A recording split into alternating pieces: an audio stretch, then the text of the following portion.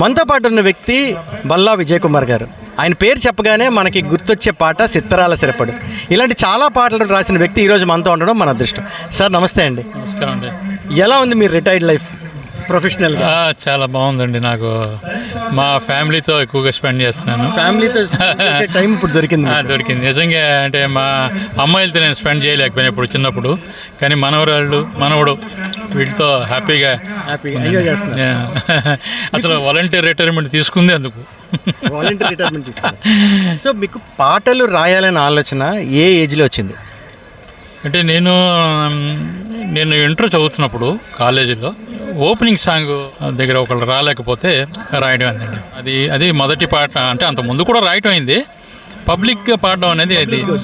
ఆ తర్వాత కాలేజీలో కాంపిటీషన్స్ అప్పుడు ఒక పాట రాసుకొని, ఆ పాట నేను రాసుకొని పాడడం జరిగింది. 17 ఏళ్ళ ఇది. అప్పటి నుండి రాయటం అలవాటు. ఆ తర్వాత అనుకోకుండా మాది స్వస్థలం జైపూర్, ఒడిశా. అక్కడ నుండి నేను ఉద్యోగరీత్యా రాజాంలో డెవలప్మెంట్ ఆఫీసర్గా జాయిన్ అవ్వటం. అక్కడ నేను కొత్తూరు అనే ఊరు, వంశధార ఒడ్డుని, అక్కడ ఒక 5 ఏళ్ళు పనిచేయడం అయింది. అక్కడ నుండి పాలకొండ ఒక 5 ఏళ్ళు పనిచేయడం అయింది. అక్కడ కూడా ప్రారంభంలో నేను బస్సులో రావటం మూలన ఆ టైంలో ఆ బస్సులో వస్తున్నప్పుడు కూడా పాట ఆ ఏరియాకి సంబంధించినంత రాసుకున్నామట. రాజాం దగ్గర ఊర్లు ఇవన్నీ కలుపుకుంటూ, జాము రాత్రిలో రాజాము జాతరలో బురాడ చిన్నది బొంగాము తెట్టుకొని జుమ్మందిలే నా ముద్దుల గుమ్మ. అక్కడ పాలకొండ రావటం, ఉంగరాడ మెట్ట రావటం, ఉంగరాడ మెట్ట కాడ ఉంగరాల జుట్టు మీద మెట్ట పెట్టి పూలు పెట్టి పూలలోన తేనె పట్టు పట్టమందిలే నా ముద్దుల గుమ్మ జుమ్మందిలే. అలా పాలకొండ నువ్వుండా నా అండా పాలకొండ మండుటెండ ఎన్నెలైపోయినంది దాని మనసు ఏరులైపోయినంది. ఇలా కొత్తూరు ఊరుకు అలాగా పాటలు రాసుకుని ఎక్కడికి వెళ్ళినా, గోదావరి జిల్లాలో పనిచేసిన గోదావరి జిల్లాలో సంబంధించిన పాటలు, వైజాగ్లోని ఉన్న 5 ఏళ్ళు వైజాగ్ సంబంధించిన ఎండాడ నుండి ఎరాడ దాకా కెరటాల అంచుత పచ్చని కోక కట్టాలి మా విశాఖ వర్ధిల్లాలి శాఖోపశాఖ. ఎప్పుడైతే హుద్హుద్దులు మొత్తం అంతా నాశనం అయిపోయిందో అవన్నీ మళ్ళీ కొత్తగా ఆకుపచ్చదనం రావాలనే ఉద్దేశంతో రాయడం అండి.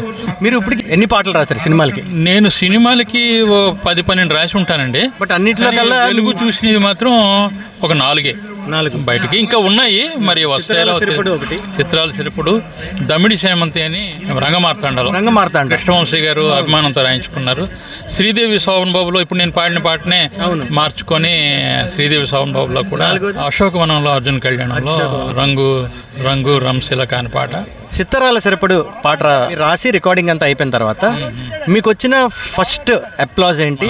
త్రివిక్రమ్ గారితో కలిసినప్పుడు కూడాను ఆయన ముందు దూరం నుండి రాశాను. ఆయన మచిలీపట్నం ఉండి ఇంట్లో రాసి ఇచ్చేసింది కాబట్టి ఆయన్ని మళ్ళీ కలిసిన తర్వాత చాలా బాగుందండి, ఎంజాయ్ చేశామని చెప్పారు.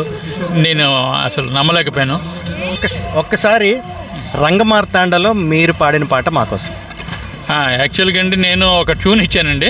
ఇళయరాజా గారు ఆ ట్యూన్ని మార్చి ర్యాప్లో చేశారు. నా ఒరిజినల్ ట్యూను నాకు కూడా ర్యాప్ ఆల్రెడీ మేము వినేసాం కాబట్టి ఒరిజినల్ ట్యూన్. నీ పక్క గరికి పాటి కానా దమిడి సేమంతి, నీ నోట ఉడుకు పాట కానా దమిడి సేమంతి, నీ పంటి తళుకున్నైన కానా దమిడి సేమంతి, నీ గోటి రంగు సాటి కానా దమిడి సేమంతి. ఇలాగ వస్తుందంటే మబ్బులన్నీ కూడబలికి మెరుపులన్నీ సిలికి ఎండిసారలన్నీ తెచ్చి నయ్యి శంపపై పూసేస్తే నీ బొగనుపై పోనా దమిడి సేమంతి, నీ సిగ్గుసూపునైపోనా దమిడి సేమంతి. ఇలా వస్తుందండి. థ్యాంక్ యూ అండి విజయ్ కుమార్ గారు. I wish you all the very best. ఇంకా మీరు సినిమాలకు పాటలు రాయాలి, ఆ కళామ తల్లికి సేవ చేయాలని మేము మనస్ఫూర్తిగా కోరుకుంటున్నాం. Thank you so much.